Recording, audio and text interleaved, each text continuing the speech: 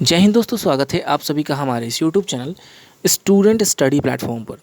दोस्तों, आज के इस वीडियो में हम बात करेंगे बीएसएससी प्रथम इंटर स्तरीय बहाली में सफल छात्रों के लिए, जिनका नाम अब जो है कि बीएसएससी आयोग जो है कि अनुशंसित करेगी सामान्य प्रशासन विभाग को।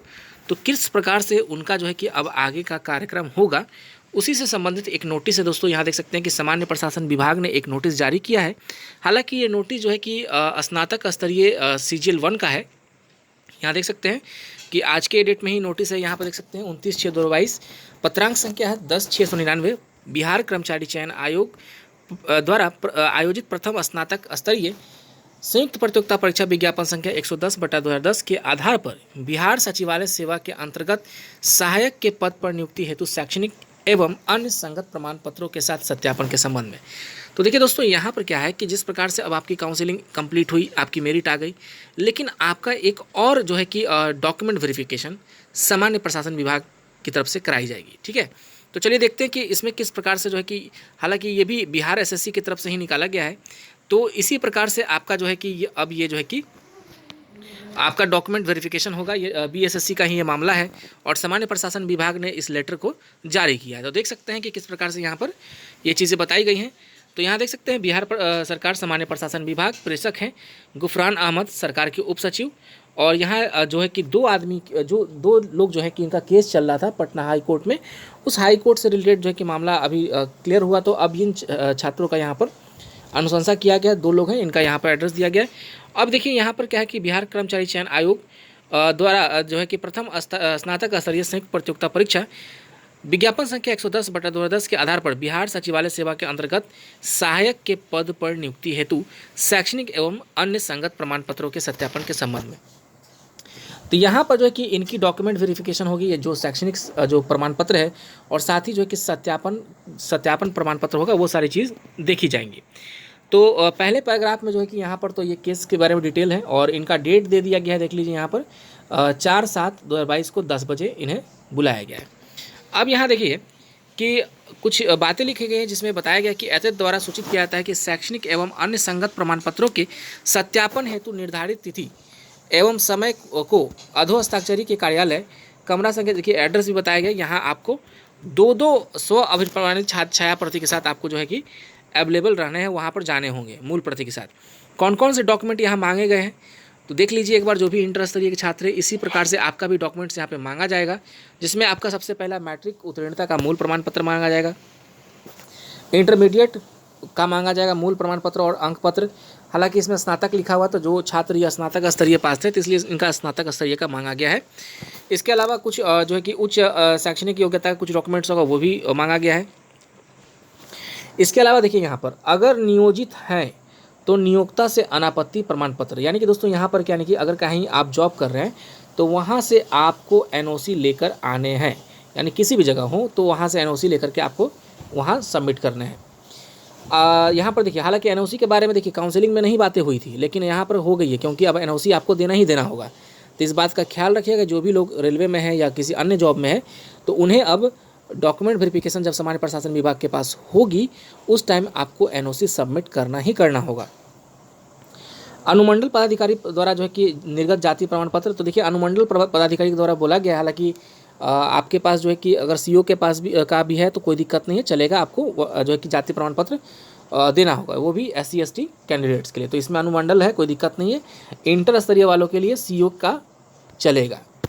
इसके बाद देखिए बिहार सरकार की नौकरियों में नियमित जिला पदाधिकारी अथवा उनके द्वारा प्राधिकार अपर सामर्थ्य स्तर के पदाधिकारी द्वारा निर्गत क्रीमी लेयर प्रमाण पत्र, देखिए निर्गत जो भी आप सबमिट किए थे दिसंबर के माह में, तो वो NCL आपको सबमिट एक बार करना होगा। इसके अलावा देखिए जो कि BSSC के द्वारा जो एडमिट कार्ड था वो दिखाना होगा, अस्थायी आवासीय प्रमाण पत्र आपको देना होगा, फोटो चार्ट देना होगा। और यहाँ पे जो लास्ट लाइन है जिसमें देखिए यहाँ पे लिखा गया कि अनुमंडल पदाधिकारी या कार्यपालक दंडाधिकारी द्वारा निर्गत विभिन्न पत्र में इस आशय की शपथ पत्र की सभी प्रमाण पत्र सही है तथा आपके विरुद्ध थाना में अथवा न्यायालय में कोई केस दर्ज नहीं है एवं आपका आचरण प्रतिकूल नहीं है, ठीक है, उक्त शपथ पत्र का विहित पत्र संलग्न किया गया है। तो आपको जो है कि यहाँ अनुमंडल पदाधिकारी या कार्यपालक दंडाधिकारी से ये आपको जो है कि यहाँ पे करवा लेना है आपको सत्यापन। तो देख सकते हैं यहाँ पर कि यहाँ पर एक चीज़ और देखिए, यहाँ पर जो है कि लिखा गया है कि शुभकामनाओं सहित यहाँ पर नई नियुक्ति हो रही है, तो शुभकामनाएं दिया जा रहा है। अब यहाँ पर नीचे ये फॉर्मेट दिया गया है कि किस प्रकार से सत्यापन कराना है। यहाँ पे आपको डॉक्यूमेंट्स में जो है जो आपको फिलअप करने हैं इसमें नीचे दिए गए सारी चीज़ें, और यहाँ पे फ़ोटो जो है कि यहाँ से चिपका लेना है। और साथ ही दोस्तों ये सत्यापन पत्र देखिए, कोई झूठा सत्यापन पत्र नहीं देना है कि हम झूठ वाले चीज़ बता दिए कि नहीं हम को ऐसा कुछ नहीं हुआ था, हम कभी जेल नहीं गए थे या कोई मुकदमा दर्ज नहीं हुआ। तो इसमें अगर आप छिपाते हैं, है ना, छिपाते हैं तो आपको जो है कि अयोग्यता माना जाएगा और तद अनुसार अभ्यर्थियों को सरकारी नौकरी के लिए अनुपयुक्त घोषित कर दिया जाएगा। तो यानी कि यहाँ पर आपको किसी भी चीज़ को छिपाना नहीं है। तो यहाँ देख सकते हैं डिटेल में आपको जो कि पूरा नाम, कुल नाम, उपनाम जो भी है, एड्रेस यहाँ पे, घर का पता, ठीक है। इसके बाद मूलतः पाकिस्तान, बांग्लादेश जो भी है तो वहाँ से कब भारत आए हैं उसका ही उल्लेख करना है। इसके बाद 5 वर्षों में का जो ब्यौरा है वो बताना है इसमें कि कहाँ कहाँ 5 वर्षों में रहे हैं। और यदि 21 वर्ष पूरा करने के बाद यदि पाकिस्तान सहित अन्य देशों में 1 वर्ष से अधिक के लिए निवास किया तो वो सारी डिटेल्स आपको यहाँ इधर भरने हैं। घर के बारे में भी बताने हैं कि पिता, माता, पत्नी, भाई बहन जो भी है उनका डिटेल देना है, क्या व्यवसाय है, पत्राचार का पता, घर का स्थायी पता, ये सारी चीज़ में भरने हैं। पुत्र पुत्री के बारे में बताना है अगर शादीशुदा हैं तो। इसके अलावा राष्ट्रीयता, जन्म तिथि, वर्तमान आयु, मैट्रिक में दी गई आयु जो है वो सारी चीज़ बताने हैं।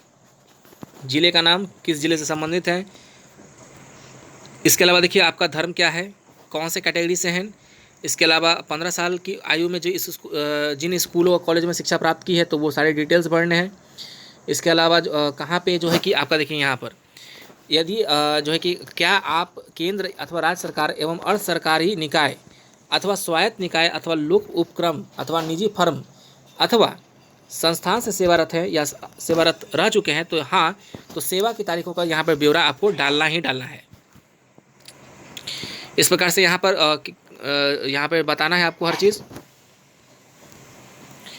और इसके बाद देखिए यहाँ पे 12वें नंबर पे है कि क्या आपको कभी गिरफ्तार किया गया, हाँ या नहीं। क्या आपको पर जो है कि मुकदमा चल रहा है, हाँ या नहीं।